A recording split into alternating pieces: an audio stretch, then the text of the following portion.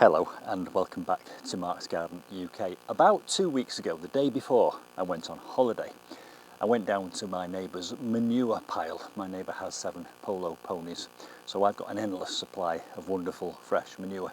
And I filled this box full of manure, and then I applied it as a top dress to the surface of my asparagus bed, which is this metal raised bed here behind me to my right. And then I went away for 2 weeks, and when I got back I was greeted with a huge surprise, which I'm going to show you in a moment. Now, in fairness, I thought my asparagus was doing rather well, considering I bought that asparagus in the reduced section of a garden centre. You're supposed to plant asparagus in January, and I bought that in February and got round to planting it late February, early March, so I was already late to the asparagus party. But I thought it was doing okay. 6 out of the 10 crowns that I've planted have come up, and now happily I've got 3 of one variety and 3 of another, and it had already produced that lovely green bushy growth there that you can see at the top.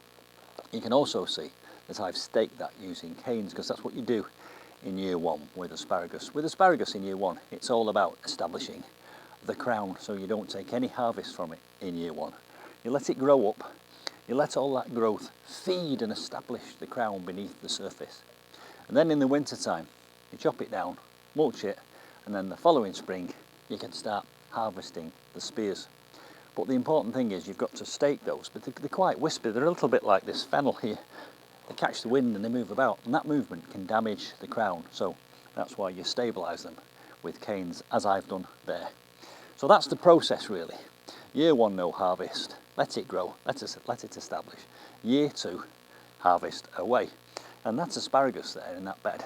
Apparently, we'll keep producing asparagus for 20 years. So I could be 76 before that stops giving me asparagus. And I love asparagus. And have you noticed how expensive it's gone? So I've got a ready supply of asparagus, effectively, for life in that bed. Those beds, by the way, that's a Vegega metal raised bed. I did a video on it, and I'll put a link to that at the end of this video, just in case you're interested in all about those metal raised beds. Anyway, let's get back to the plot. I'm going to take you up close now and show you what I was greeted with in that asparagus bed when I came back from holiday. And this is simply by applying a top dress of rich manure. Let's go and have a look. And there is that top dress of manure. It's about 4 or 5 inches thick in places. I did hollow out a little bowl around the base of each of the plants, because I didn't want to restrict any new growth coming up by applying 4 inches of manure on top, so I gave it a bit of a head start. And those hollows also give me a great place to apply water. And this manure was just left on top, so it being very fresh manure doesn't really matter, because it's not making any direct contact with the roots or the plant itself. Went away, left it for 2 weeks. Look at this. Now, I've already mentioned there's 2 different varieties, 3 of each here. That is new growth in 2 weeks. Wasn't even there when I went on holiday. The same has happened with this other one. And then on this one here, I've got 2 new ones here. And there's a 3rd new one coming up out of the ground there.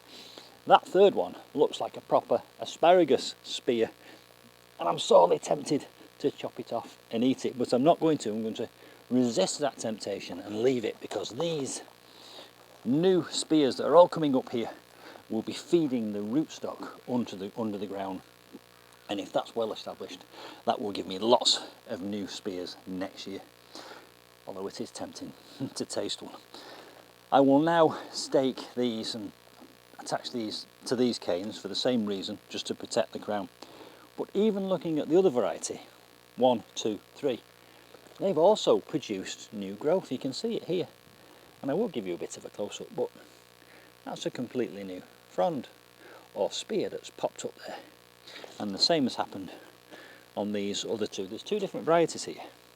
This big one that's doing really well is a purple one, and apparently it's one that's been bred so that the spears don't ever come out stringy and tough when you cook them. So there we go. I think the other thing about this manure is when I did put it on top, I noticed that there were hundreds and hundreds of brilliant little worms in, and they're still there. I'll show you them on the camera now, but they're still there. And they'll be doing several things. They'll be going through that manure, eating it, not a nice thought, but they'll be eating it, digesting it and excreting it at the other end. And that food is effectively food that comes out the back end of a worm. And they'll be taking that down into the soil beneath, and therefore the roots will have access to that digested horse manure as nutrients. And the other effect of that is it will create a little hole or a tunnel as it goes, and that will allow oxygen to the roots of the plant. Because don't forget, it's not just the stuff above the ground that needs oxygen. Roots of plants also need oxygen. So we've got a double win there, a win-win with that manure. It's also preventing moisture from evaporating from the soil, and it's a slow release fertiliser. So there we are, I'm a convert. Top dress with manure, and as I've already mentioned, happily I've got an endless supply of it. There we are, hope you've enjoyed that. And the next steps for this asparagus will be to let it keep growing into the autumn, early winter. Then when it all starts to die off for the winter, I'll chop it all back, cover it up with more manure, let it go through the winter, and then hopefully next spring you'll see me harvesting this asparagus. I'll probably do some steamed asparagus with a poached egg. They've also got hens next door, so I can get a free egg. See you soon for some more asparagus adventures. Bye for now.